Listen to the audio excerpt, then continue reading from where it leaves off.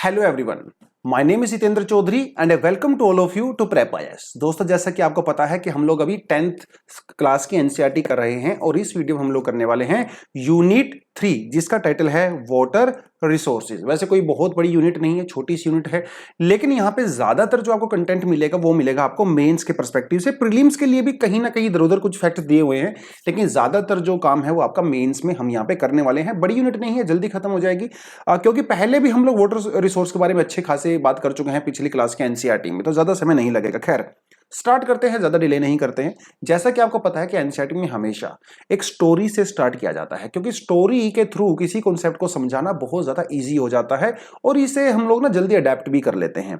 और एनसीईआरटी में तो ये टेक्निक बहुत ही इफेक्टिवली इसको अडेप्ट किया गया है। आप जब ऐसे लिखते हैं हम लोग अपने मेंस में, मोस्ट ऑफ द ऐसे में भी आप स्टोरी वाली अप्रोच से स्टार्ट कर सकते हो, है ना। या तो कभी किसी कोटेशन से स्टार्ट करते हो, किसी पर्सनल स्टोरी से स्टार्ट कर सकते हो। ऐसे में तो बहुत बढ़िया तरीका होता है किसी भी ऐसे को स्टार्ट करने के लिए, जो एनसीईआरटी में अच्छे से इसको अप्लाई किया गया है। तो यहां से एक ऐसे के लिए आप ये लेसन भी ले सकते हो। खैर, स्टार्ट करते हैं। बात है इस बच्चे की। एक बच्चा है जिसका नाम है चिंटू, और ये नाम इन्होंने पता अजीब सा रखा है। खैर, चिंटू इसका नाम है। ये गर्मियों की छुट्टियों में स्कूल से जब फ्री हुआ तो अपने मामा जी के घर गया। इनके मामा जी रहते हैं आसाम के अंदर। अब गर्मी की छुट्टियां तो डेफिनेटली वहां पे गर्मियां हैं, मानसून का सीजन चल रहा है। अब आपको पता है कि आसाम के अंदर मानसून में कितनी ज्यादा फ्लड आती है, ब्रह्मपुत्र और जो उसकी ट्रिब्यूटरीज होती है वहां पे फ्लड लेके आती हैं। तो चिंटू बेचारा गया था वहां पे फन करने के लिए कि खेलेगा कूदेगा बाहर जाएगा। अनफॉर्चुनेटली वो घर के अंदर ही रहा और चिंटू ने ये देखा कि वहां की सारी चीजें पानी की वजह से डिस्ट्रॉय हो गई हैं।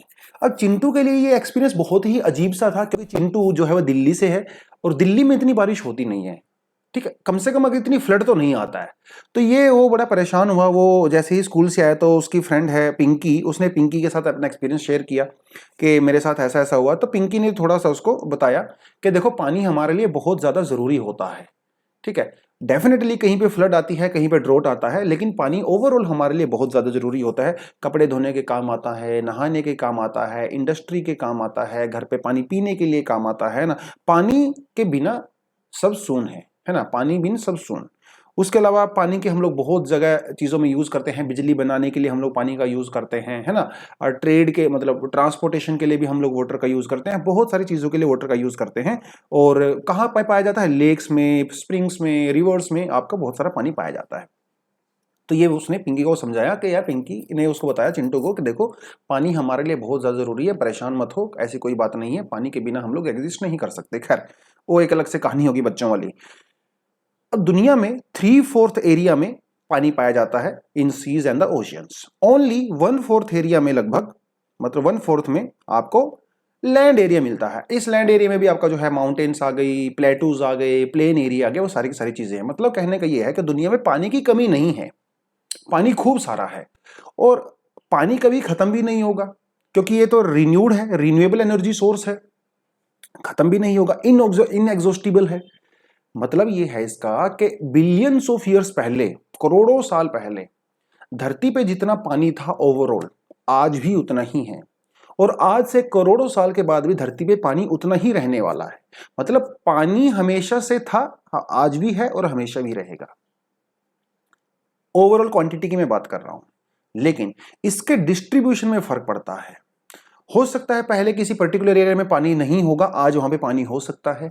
हो सकता है आज जहां पे पानी ना हो, फ्यूचर में वहां पे पानी हो सकता है। डिस्ट्रीब्यूशन वेरी कर सकता है, लेकिन ओवरऑल पानी की क्वांटिटी उतनी ही है जितनी 100 करोड़ साल पहले थी। बेसिकली ये बात है। अब बात यह है कि इतना ज्यादा पानी होते हुए भी पानी की स्कार्सिटी क्यों है, पानी की कमी क्यों है? कुछ एस्टिमेट बताते हैं कि 2025 तक, मतलब आने वाले 3-4 सालों की बात कर रहा है वो, दुनिया में लगभग 2 बिलियन लोग, 200 करोड़ लोग एब्सोल्यूट वाटर स्कार्सिटी वाली कंडीशन में पहुंचने वाले हैं। मतलब उनके पास पानी नहीं होगा। अब सवाल यह उठता है कि इतना पानी होते हुए भी पानी की स्कार्सिटी क्यों है? हमें पानी को कंजर्व करने की जरूरत क्यों है? उसकी मैनेजमेंट करने की जरूरत क्यों है? ये पूरे के पूरे यूनिट का थीम ही यही है कि वाटर स्कार्सिटी क्यों है, उसको कंजर्व करने की जरूरत क्यों है, पुराने जमाने में मतलब हमारे दादा परदादा, उनके दादा परदादा कौन सी टेक्निक का यूज करते थे वाटर को कंजर्व करने के लिए, आज हम लोग कौन सी टेक्नोलॉजी का यूज करते हैं, फ्यूचर में हम लोग फ्यूचर जनरेशन के लिए किस तरह से पानी का बचाव कर सकते हैं। इस पूरे चैप्टर की थीम ही वही है, अबाउट द वाटर रिसोर्सेज। खैर आगे बढ़ते हैं। कहता है कि जब भी हम लोग मतलब कहता है कि water scarcity and need of the water conservation and the management, कहता है जब भी हम लोग वाटर स्कॉर्सिटी की बात करते हैं तो हमारे दिमाग में एक पिक्चर बन जाती है, एक इमेज बन जाती है, और हमें लगता है कि वहां पे रेनफॉल नहीं होता होगा, है ना, वहां पे ड्रोट्स पड़ता होगा, सूखा पड़ता होगा। ऐसी दिमाग में हमारी इमेज बन जाती है। हमारे दिमाग में इमेज बन जाती है राजस्थान की, कि राजस्थान में औरतें होंगी, वो मटका उठा के मतलब जो घड़ा होता है उसको उठा के बहुत दूर तक ट्रैवल करती होंगी, वो कुएं से भर के पानी लेके आती होंगी। इस तरह की इमेज आपके दिमाग में बन जाती है। हालांकि ये इमेज गलत नहीं है, ये बात सही है, लेकिन ये बात हमेशा सही नहीं है। कई जगह ऐसी भी हैं जहां पे खूब सारा पानी होता है, उसके बावजूद भी वहां पे वो लोग जो है वाटर स्कार्सिटी को फेस करते हैं, क्योंकि जो ये वाटर की अवेलेबिलिटी है ये जगह जगह के हिसाब से और समय समय के हिसाब से चेंज होती रहती है। जैसे सीजनल भी चेंज होती है। अब मान लो आप जो है, जैसे मान लो दिल्ली का ही एग्जांपल ले लो। दिल्ली में मानसून सीजन में पानी की कोई ऐसा कमी नहीं होती है, लेकिन ऑफ सीजन में पानी की कमी हो जाती है। ठीक है, तो सीजन टू सीजन भी वेरी करता है, प्लेस टू प्लेस वेरी करता है, टाइम टू टाइम वेरी करता है। ऐसा जरूरी नहीं है कि जहां पे बारिश कम होती हो वहीं पे स्कार्सिटी होता हो। जहां पे बहुत ज्यादा बारिश होती है वहां पे भी वाटर की स्कार्सिटी हो सकती है, क्योंकि वाटर स्कार्सिटी कई चीजों पे डिपेंड करती है कि क्या आप उसको ओवर एक्सप्लॉयटेशन कर रहे हो। अगर आप वाटर एक्सप्लॉयटेशन करते हो तब भी पानी की कमी हो सकती है ना।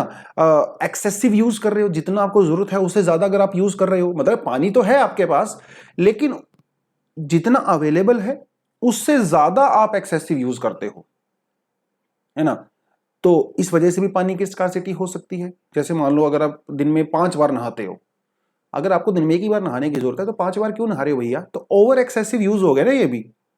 आप अगर एक कमीज को 2 बार 3 बार पहन सकते हो तो उसको आप 2 घंटे पहन के क्यों धोना जरूरी थोड़ी है। आप बोलोगे सर ये तो हाइजीन की बात होगी। हाँ ठीक है, हाइजीन अपनी जगह है, लेकिन हाइजीन का मतलब ये नहीं है कि आपने आधा घंटा शर्ट पहनी उसको धो लोगे और दिन में 10 बार नहाने से आप ज्यादा हाइजीन हो जाओगे। तो ये ओवर एक्सेसिव यूज भी ना कई बार प्रॉब्लम क्रिएट करता है। उसके अलावा अनइक्वल एक्सेस होती है। कुछ लोगों के पास खूब सारा पानी होता है, कुछ लोगों के पास नहीं होता है। जैसे मान लो किसी के घर में अगर टैप वाटर की अवेलेबिलिटी है तो उसके पास तो खूब सारा पानी है। किसी के घर पे अगर टैप की अवेलेबिलिटी नहीं है, उसके पास स्टोरेज कैपेसिटी नहीं है, टैंकी वैंकी नहीं है, तो उसके पास तो पानी नहीं है ना। तो ये जो अनइक्वल एक्सेस है इसकी वजह से भी वाटर स्कार्सिटी हो सकती है। ठीक है, अब ये पूरी की पूरी बात कर रहा है। अब कहता है कि where is then water scarcity likely to happen, कहां कहां पे वाटर स्कार्सिटी हो सकती है। ठीक है, हाइड्रोलॉजिकल साइकिल में हम लोगों ने पढ़ा था पिछले क्लास में कि जो फ्रेश वाटर होता है उसको आप लोग कई जगह से एक्सेस कर सकते हो। देखिए हमें तो फ्रेश वाटर चाहिए ना अपनी जरूरतों के लिए, पीने के लिए, खाना बनाने के लिए फ्रेश वाटर की रिक्वायरमेंट होती है। सलाइन वाटर थोड़ी पी सकते हो आप। तो फ्रेश वाटर आप कहां कहां से एक्सेस कर सकते हो। प्रेसिपिटेशन मतलब जो बारिश होती है, बारिश का जो सेकंड बारिश के बाद का जो पानी होता है, फर्स्ट बारिश के बाद का, वो बहुत प्योर माना जाता है, साफ माना जाता है। तो प्रेसिपिटेशन के थ्रू भी आप फ्रेश वाटर को कैप्चर कर सकते हो। सरफेस रन ऑफ, जो पानी बहता है सरफेस के ऊपर बारिश की वजह से, वो भी साफ होता है, तो उस वहां से आप कैरी कर सकते हो। ग्राउंड वाटर से भी जो है फ्रेश वाटर को कैरी कर सकते हो। आगे ये आपसे कहता है कि ऐसा भी पॉसिबल है, इज इट पॉसिबल, क्वेश्चन आपसे पूछता है कि दैट एरिया और the region may have ample water resources but still facing the water scarcity. कितना इंपॉर्टेंट क्वेश्चन है। कहता है क्या ऐसा संभव है कि कुछ एरिया में वाटर रिसोर्स तो खूब सारे हैं उसके बावजूद भी वहां पे वाटर स्कार्सिटी है। कुछ सिटीज है हमारी जो इसका एग्जांपल है, जैसे अब दिल्ली का एग्जांपल आपको दिया। ठीक है, क्योंकि जैसे मान लो दिल्ली का अगर एग्जांपल लेते हो, यहां पे बहुत बड़ी पॉपुलेशन है। उस इतनी बड़ी पॉपुलेशन की वजह से वाटर की डिमांड बहुत ज्यादा है, ऊपर से अनइक्वल एक्सेस है, ऊपर से ओवर एक्सेसिव यूज हम लोग करते हैं। इन सारे के सारी चीजों की वजह से वाटर रिसोर्स होते हुए भी वहां के पानी की कमी हो जाती है। क्योंकि वाटर आपको बहुत सारी चीजों के लिए चाहिए। वाटर आपको डोमेस्टिक यूज के लिए भी चाहिए, खाना बनाने के लिए भी चाहिए, एग्रीकल्चर के लिए भी आपको वाटर चाहिए। इवन जो इरिगेशन होती है, इरिगेशन में आपको सबसे ज्यादा वाटर की रिक्वायरमेंट होती है। Irrigated agriculture is the largest consumer of water. और हमारी कंट्री में जो पैडी क्रॉप है, मतलब हमारी जो स्टेपल क्रॉप है वो क्या है, वो है राइस। और राइस जो है एक वाटर इंटेंसिव क्रॉप है भैया, इसको बहुत ज्यादा पानी चाहिए। क्या आपको पता है बासमती जो राइस होता है, 1 kg बासमती राइस को प्रोड्यूस करने में कम से कम आपको 4500 से 5000 लीटर वाटर लगता है। 4500 to 5000 litre of water is required to produce 1 kg of basmati rice. और कितना ज्यादा बासमती राइस हम लोग यहाँ पे प्रोड्यूस करते हैं और उस सबको क्या करते हैं, एक्सपोर्ट करते हैं। तो इनडायरेक्टली दोस्तों हम लोग बासमती राइस एक्सप्लोइट नहीं कर रहे हैं, हम लोग इंडिया के वाटर को एक्सपोर्ट कर रहे हैं, जिसे कहा जाता है इनविजिबल वाटर एक्सपोर्ट। तो हमारी जो एग्रीकल्चर प्रैक्टिसेस है ना, जो हम लोग क्रॉप्स ग्रो करते हैं, उसके थ्रू भी हम लोग वाटर को एक्सप्लोइट करते हैं अननेसेसरली। तो क्या करने की जरूरत है, हम लोगों को ऐसी क्रॉप्स लगाने की जरूरत है जो ड्रोट रेजिस्टेंट हो, मतलब जो कम पानी में भी सरवाइव कर सके। ड्राई फार्मिंग की टेक्निक आपको अपनाने की जरूरत है, जहां पे कम पानी वाले एरिया में भी आप लोग एग्रीकल्चर कर सकते हो। ठीक है, उस चीज की बात कर रहा है। चलिए आगे बढ़ते हैं। कहता है कि कई जगह ऐसी हैं इंडिया में, मतलब ऑल ओवर द वर्ल्ड की बात कर रहे हैं, जहां पे हम लोग इतना ज्यादा ग्राउंड वाटर को यूज कर चुके हैं कि ग्राउंड वाटर का लेवल बहुत कम हो चुका है। जैसे मैं आपको जिस एरिया से मैं बिलोंग करता हूं, मैं हरियाणा से बिलोंग करता हूं, करनाल से। वहां पे क्या होता है, ये जो लैंड है ना, ये हरियाणा और पंजाब वाली लैंड है, यहाँ पे बहुत ज्यादा रेनफॉल नहीं होता है मानसून में, लेकिन यहाँ पे काफी ज्यादा बासमती राइस ग्रो की जाती है। तो अगर आप नेचुरली देखो तो यहाँ की जो सोइल है, जो लैंड है, वो राइस के लिए सुटेबल नहीं है, फिर भी हम लोग यहाँ पे राइस ग्रो करते हैं। क्यों करते हैं? पैसे के लिए ग्रो करते हैं, एक्सपोर्ट करने के लिए ग्रो करते हैं, मंडी में बेचने के लिए ग्रो करते हैं। और राइस के लिए आपको क्या चाहिए, आपको बहुत ज्यादा वाटर चाहिए।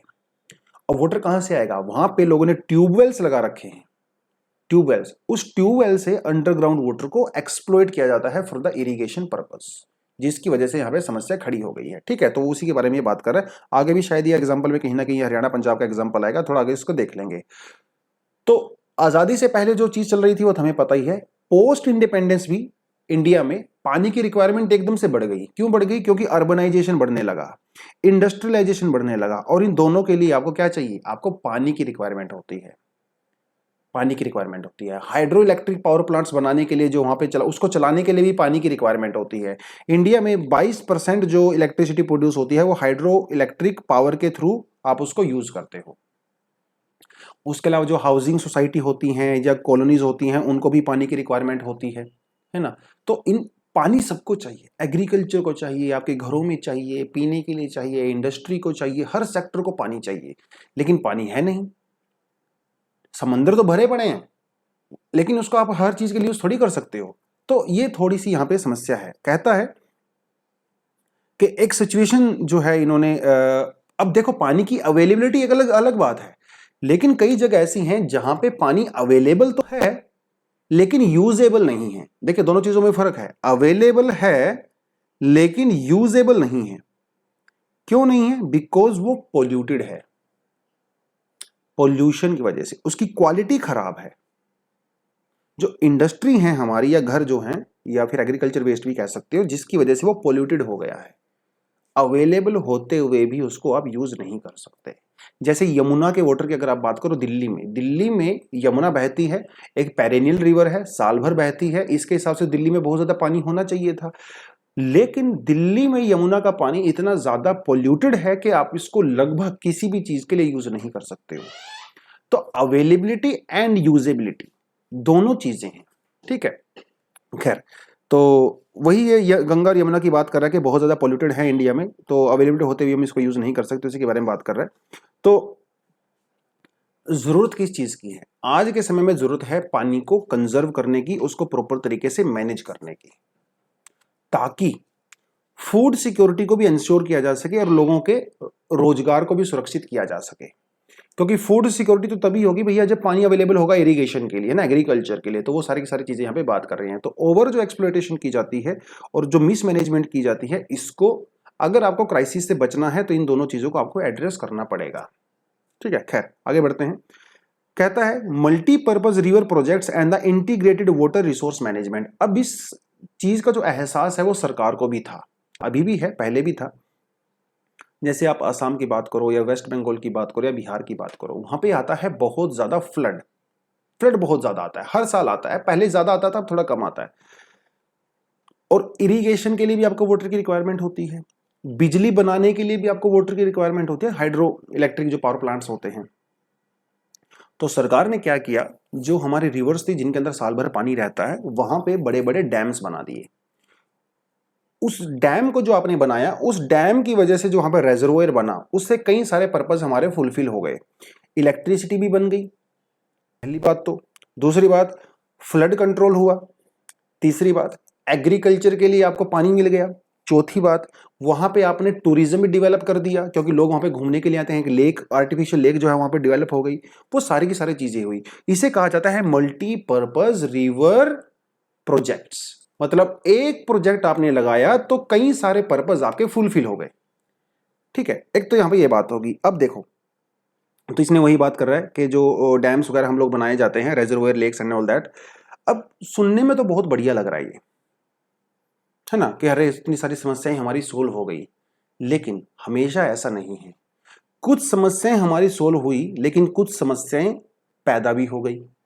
अब ये तो चीजें हो गई मॉडर्न, जो हाइड्रो इलेक्ट्रिक पावर प्लांट के बारे में आपको बताया, आगे थोड़ा इसके बारे में बात करूंगा। लेकिन एंशियंट समय में लोग कैसे यूज करते थे, वाटर स्कार्सिटी को कैसे हैंडल करते थे पुराने जमाने में? पुराने जमाने में भी डैम्स कोई आज की टेक्निक नहीं है, मॉडर्न टेक्निक नहीं है। डैम्स जो है बहुत पुरानी टेक्निक है। हजारों साल पहले इजिप्ट में बड़े बड़े डैम्स बनाए गए, इंडिया में भी बड़े बड़े डैम्स बनाए गए, हर जगह पे, इराक के अंदर बहुत बड़े बड़े डैम्स बनाए गए थे।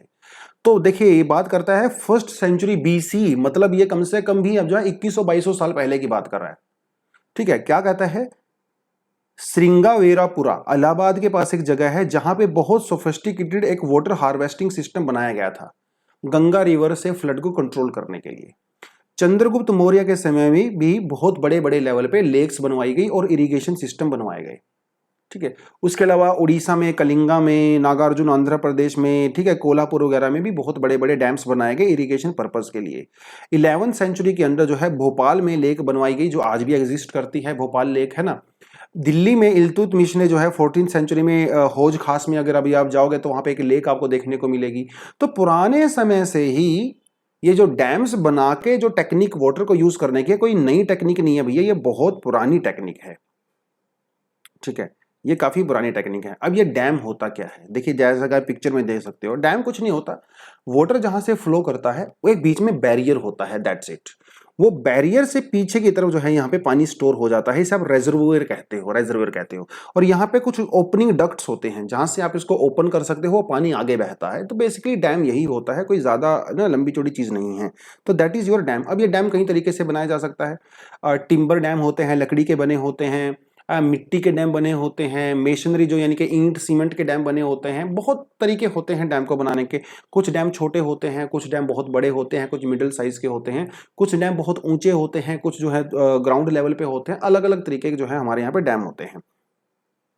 अब कहता है कि what are the dams and how they are helping us in conserving and the managing water. तो ये डैम क्या होता है आपको बता दिया, डैम का पर्पस भी मैंने आपको बता दिया, इलेक्ट्रिसिटी प्रोड्यूस करने के लिए, इरिगेशन के लिए, है ना, नेविगेशन के लिए आप यूज कर सकते हो, फिश ब्रीडिंग के लिए यूज कर सकते हो, फ्लड कंट्रोल के लिए यूज कर सकते हो, रिक्रिएशन पर्पस के लिए यूज कर सकते हो। बहुत सारे तरीके से आप डैम को यूज कर सकते हो।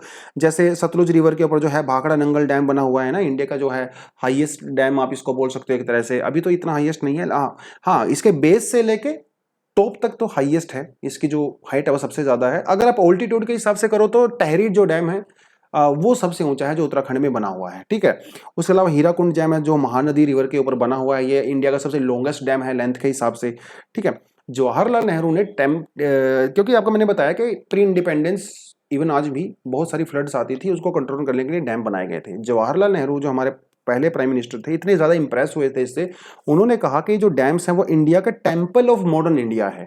क्योंकि डैम्स का यूज करके बहुत सारी चीजों को आप प्रॉब्लम का एड्रेस कर सकते हो। आप एग्रीकल्चर को इंप्रूव कर सकते हो, विलेज इकोनॉमी को इंप्रूव कर सकते हो, इंडस्ट्रियलाइजेशन को और ज्यादा तरीके से बढ़ा सकते हो। तो they are equal to modern temples, ऐसा जवाहरलाल नेहरू ने उस समय कहा था। लेकिन फ्यूचर में, मतलब आज के समय में, इसमें बहुत सारी कमियां देखी जाती हैं। कुछ लोग इन डैम्स को, बड़े बड़े डैम्स को क्रिटिसाइज भी करते हैं, इनको अपोज करते हैं। क्यों किया जाता है अपोज? क्योंकि देखिए, जो डैम होता है अब मान लो ये डैम है, अब पीछे से तो रिवर आ रही है, रिवर अपने साथ क्या लेके आती है, सेडिमेंट्स लेके आती है। अब जब डैम आपने बना दिया तो सेडिमेंट्स का फ्लो तो रुक जाएगा, तो वो सारे के सारे सेडिमेंट्स जो है डेल्टा रीजन में जाने के बजाय बेचारे यहीं पे डिपॉजिट हो जाते हैं, जिसकी वजह से जो रेजर्वोयर का जो बॉटम है वो धीरे धीरे इंक्रीज होने लगता है। एक तो रीजन होगा क्योंकि सेडिमेंट यहीं पे जमा हो जाते हैं। दूसरी बात, सेडिमेंट क्या करते हैं, जो फ्लड एरिया होता है उसको फर्टिलाइज करते हैं, उसकी क्वालिटी को इंप्रूव करते हैं। आज जब सेडिमेंट ही नहीं आ पाएगा पूरे तरीके से तो आपका जो है फ्लड प्लेन में प्रॉब्लम आ जाएगी। तीसरी चीज, जो आपके मरीन लाइफ होती है, मतलब आपकी जो फिशेस वगैरह होती हैं, जो दूसरी लाइफ होती हैं, वो जो माइग्रेट करती हैं एक जगह से दूसरी जगह पे, तो वो माइग्रेशन में प्रॉब्लम आ जाती है क्योंकि बीच में आपने बैरियर लगा दिया। ये भी समस्या है।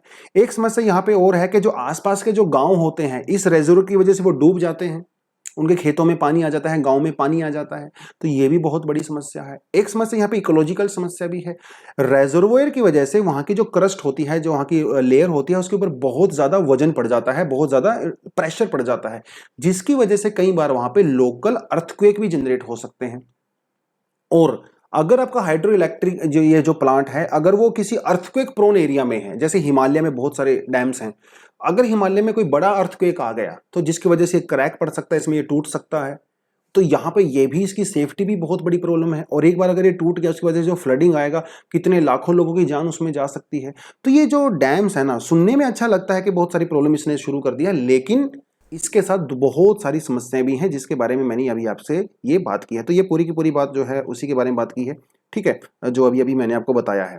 खैर, तो आज जब इतनी सारी समस्याएं हैं इन डैम्स के साथ, तो अपोजिशन तो लाजमी सी बात है।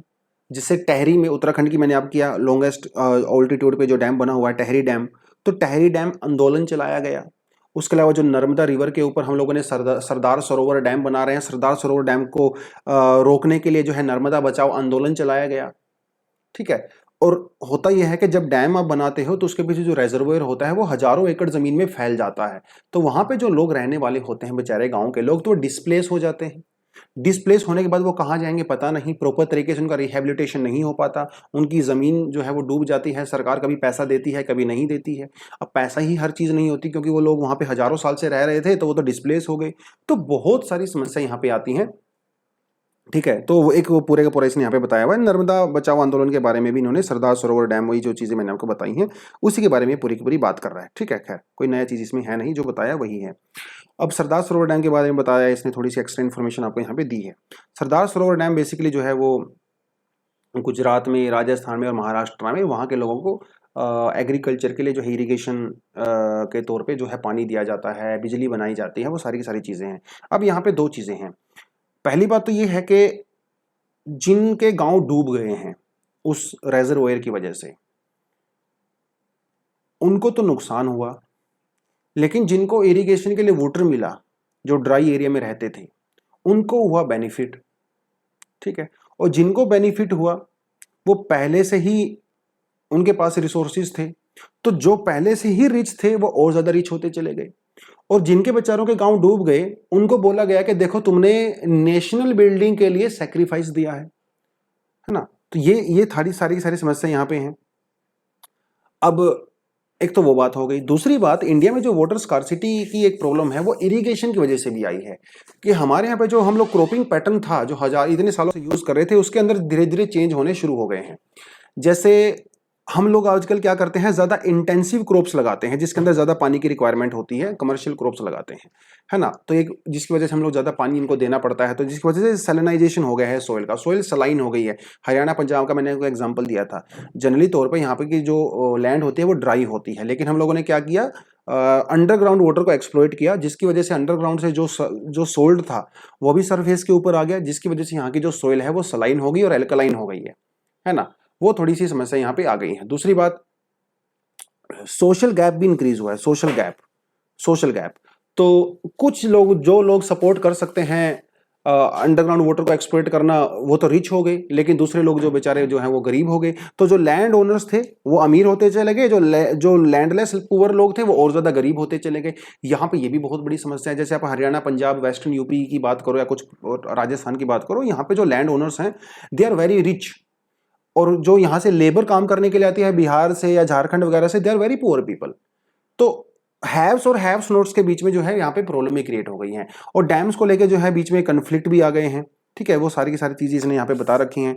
इंटर स्टेट वाटर डिस्प्यूट की यहाँ पे बात की गई है। जैसे मान लो आप कावेरी रिवर की बात करो, तो कावेरी रिवर जो है कई सारे स्टेटमेंट से होके फ्लो करती है। अब हर स्टेट को पानी चाहिए। अब जो कावेरी रिवर है वो सीजनल रिवर है, तो इसका मतलब जो स्टेट्स हैं, सदर्न इंडियन स्टेट में प्रॉब्लम ज्यादा देखी जाती है कि वो आपस में लड़ते रहते हैं। जैसे कृष्णा गोदावरी रिवर की लेके आप बात करिए, अभी जो प्रेजेंटली इशू चल रहा है वो मुल्ला पेरियार डैम को लेके इशू चल रहा है ना, केरला के बीच में और तमिलनाडु के बीच में। क्योंकि पानी लिमिटेड है, लेकिन पानी की रिक्वायरमेंट ज्यादा है। पानी limited in the sense fresh water की मैं बात कर रहा हूं, फ्रेश वाटर लिमिटेड है लेकिन उसकी रिक्वायरमेंट सबको होती है। इसी वजह से झगड़े होते हैं अलग अलग स्टेट्स के बीच में। खैर, उसके बारे में ये बात कर रहे हैं। तो ये जो ये मैप आपको दिखाया गया है, इसके अंदर जो है मेजर रिवर्स हैं उनके डैम को दिखाया गया है। जैसे यहाँ पे सलाल जो डैम है वो चेनाब रिवर के ऊपर बना हुआ है। भाखड़ा नंगल डैम जो है वो सतलुज के ऊपर बना हुआ है ना। आप गंगा की अगर देखो बात, तो भागीरथी पे देखो तो यहाँ पे टहरी डैम बना हुआ है। उसके अलावा जो है और जैसे रिहांद डैम जो है सोन रिवर के ऊपर बना हुआ है। नागार्जुन सागर डैम जो है वो कृष्णा रिवर के ऊपर बना हुआ है। तुंगभद्रा डैम जो है तुंगभद्रा रिवर के ऊपर बना हुआ है, जो कृष्णा रिवर की ट्रिब्यूटरी है। मैतूर डैम अगर जो है वो कावेरी रिवर के ऊपर बना हुआ है। पेरियार डैम जिसके बारे में अभी मैंने बात किया, मुल्लार पेरियार, वो यहाँ पे बना हुआ है। तो डैम्स को आप कुछ दे सकते हो, बहुत सारे इंपॉर्टेंट डैम्स हैं। एग्जाम के परस्पेक्टिव से आपको रिवर का पता होना चाहिए, और उस रिवर के ऊपर कौन कौन से मेजर डैम्स बने हुए हैं वो भी आपको एग्जाम के परस्पेक्टिव से याद होने चाहिए। ठीक है, लॉन्गेस्ट कौन सा है, हाईएस्ट कौन सा है, स्मॉलेस्ट कौन सा है, और नए नए जो बने हैं उनके बारे में आपको पता होना चाहिए। ठीक है, तो सबसे बड़ी बात ये हो गई। अब देखिए, जो आपने हाइड्रो इलेक्ट्रिक पावर प्लांट्स लगाए थे, या फिर आपने जो मल्टी रिवर पर्पस जो आपने डैम्स बनाए थे, उनका पर्पस अगर देखिए मान लो अगर उनका पर्पस फुलफिल हो जाता तब भी ठीक था, लेकिन उनका पर्पस फुलफिल हुआ ही नहीं। कुछ पर्पस फुलफिल हुआ, मोस्टली केस में हुआ नहीं। जो चीजें मैंने आपको बताई थी वो सारी की सारी चीजें यहां पे हुई। सेडिमेंट्स की वजह से जो है, अब जब रेजर्वोयर बनेगा तो भैया फ्लड भी आएगा, है ना। तो जो डैम्स आपके बनाए गए थे इनका पर्पस था फ्लड को रोकना, लेकिन अल्टीमेटली यही फ्लड का कारण बन गए, है ना। तो ये यहां पे बड़ी समस्या हो गई। और होता क्या है, जब बहुत ज्यादा एक्सेस रेनफॉल हो जाती है, तो ये जब डैम के ऊपर से पानी फ्लो करने पड़ता है, या फिर वो किसी डेंजर लेवल से ऊपर हो जाता है, तो उसके गेट खोल दिए जाते हैं। जब डैम के गेट खोल दिए जाते हैं तो वो पानी कहाँ जाएगा, तो गांव में जाएगा ना, जिसकी वजह से हजारों गांव जो है डूब जाते हैं।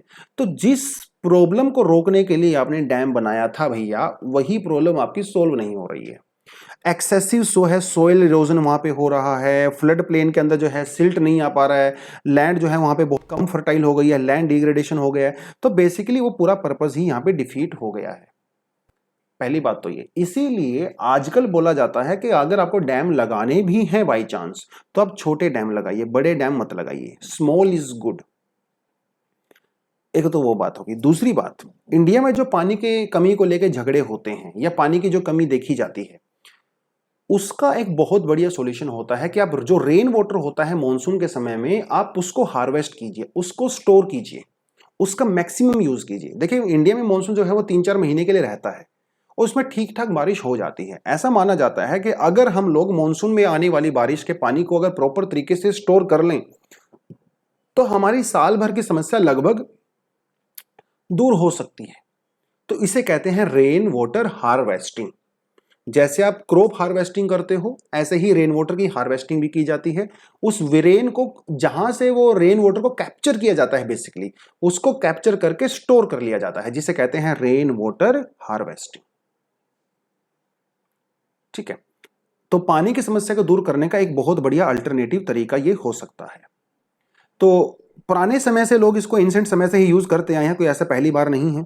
ठीक है, पानी के उसको इकट्ठा किया जाता था, एक जगह पे उसको स्टोर किया जाता था, और फिर वहां से लोग बाद में जो है उसका यूज कर लेते थे। ठीक है, स्पेशली ड्राई एरियाज में तेलंगाना, कर्नाटका, महाराष्ट्र, राजस्थान जो है वहां पे इसका यूज किया जाता था। ठीक है, और क्या कहता है इन hills and mountainous regions, people built diversion channels like the Gulls and the Kulls of the Western Himalaya for the agriculture. Rooftop rainwater harvesting was commonly practiced to store drinking water, particularly in Rajasthan. वही मैं बात कर रहा हूँ कि जो western Himalayan जो regions हैं वहां पे वो क्या करते थे, जो बड़ी रिवर्स होती थी वहां से छोटे छोटे कनाल्स, छोटे छोटे चैनल बना देते थे, वो तो गड्ढे वड्ढे करके, जिसे कहा जाता है गुल्स और कुल्स। राजस्थान में लोग क्या करते थे, रेन रूफ टॉप, जो बारिश होती है मानसून के समय में, आपकी छत के ऊपर जो पानी आता है, उस रूफ टॉप रेन वाटर को इकट्ठा कर लेते हैं। तो क्या करते हैं कि पाइप से उस वाटर को एक अंडरग्राउंड में टैंक बनाते हैं, बहुत बड़ा टैंक बनाते हैं, उस टैंक में जाके स्टोर कर लेते हैं और साल भर उसका यूज करते हैं। ठीक है, इस तरह की टेक्निक यूज की जाती है। आगे इन्होंने एक पिक्चर भी दिखा रखी है बहुत शानदार, देखिए आपको दिखा देता हूं। ये देखो, ये देखो कितनी बढ़िया पिक्चर दिखा रखी है। तो जो छत के ऊपर पानी इकट्ठा होता है, यहां से एक पाइप लेके नीचे लाई जाती है और उस पाइप से ये वाटर जो है आपके अंडरग्राउंड चला जाता है।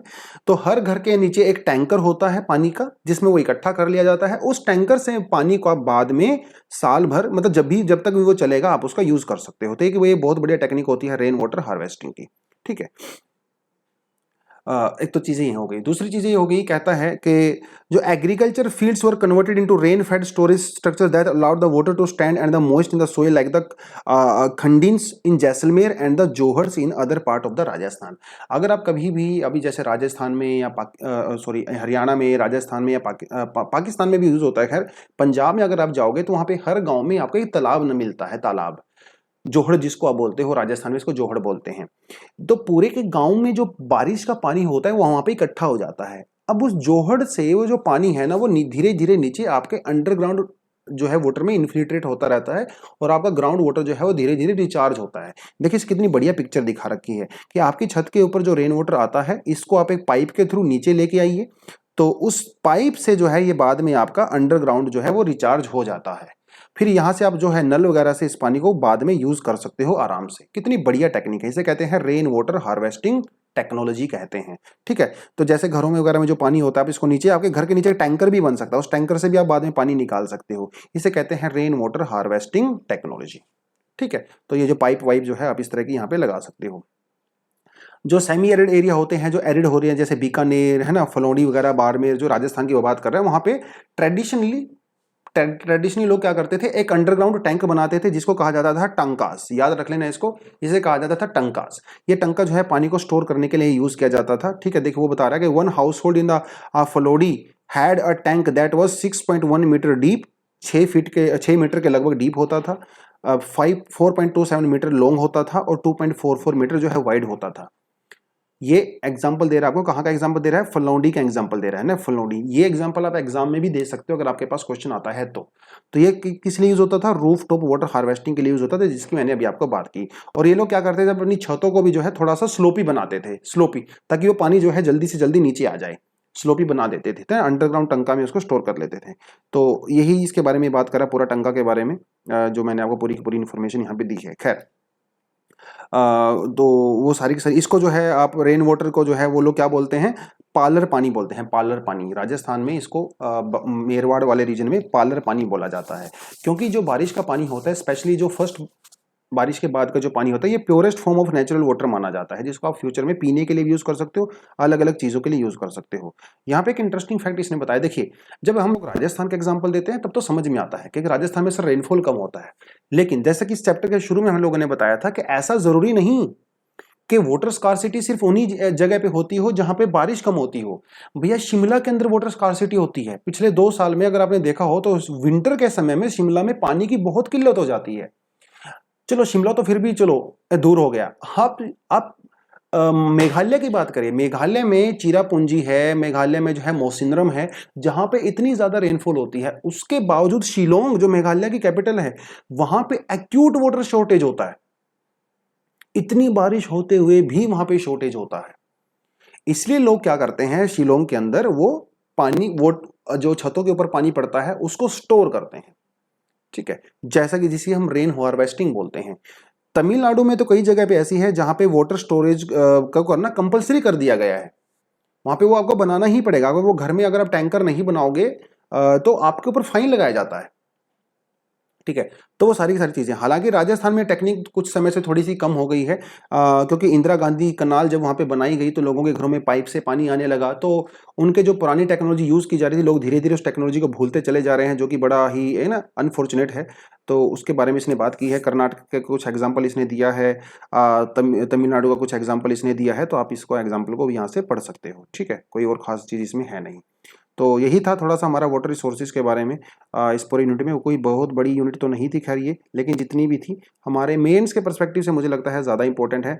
उसके अलावा कुछ एग्जाम्पल्स जो हम लोगों ने यहाँ पे किए हैं, हल्की फुल्की केस स्टडी की है, वो आपके मेंस में काम आ सकती है। कुछ एग्जांपल्स आपके प्रीलिम्स में आप यहाँ पे दे सकते हो। So this is all about the unit 3। I hope आपको ठीक ठाक लगा होगा।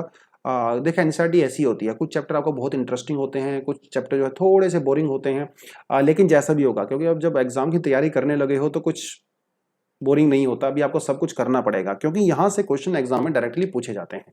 बहुत सारा कंटेंट प्रीलिम्स में पूछा जाता है, बहुत सारा कंटेंट मेंस में आप यूज कर सकते हो, तो इंपॉर्टेंट है हर चीज। ठीक है, तो नोटबुक लेके बैठिए और कोई दिक्कत नहीं है, आप अपने नोटबुक में नोट डाउन कीजिए, लेक्चर को सुनिए। कुछ चीज़ें समझ में आएंगी, कुछ चीज़ें समझ में नहीं आएंगी तो दोबारा से वीडियो देख सकते हो। और वैसे इतनी कोई बड़ी चीज़ है भी नहीं कि ना समझ में आए, इजी इजी सी चीज़ें होती हैं, कंसेप्चुअल बेस्ड होती हैं। तो एक अंडरस्टैंडिंग जब आपकी डेवलप हो जाएगी ना, तो फिर आपको रट्टा मारने की जरूरत नहीं है, फिर आप अपनी लैंग्वेज में उस आंसर को लिख सकते हो। ठीक है, कि वाटर स्कार्सिटी कहाँ होती है, कैसे होती है, क्या क्या तरीके होते हैं इसको दूर करने के, क्यों होती है ना, वो सारी की सारी चीज़ें आप यहाँ पे इजिली कर सकते हो। चलिए, तो that is all for the day, that is all for this chapter. Thank you very much, all the best, जय हिंद। मिलते हैं चौथी यूनिट में।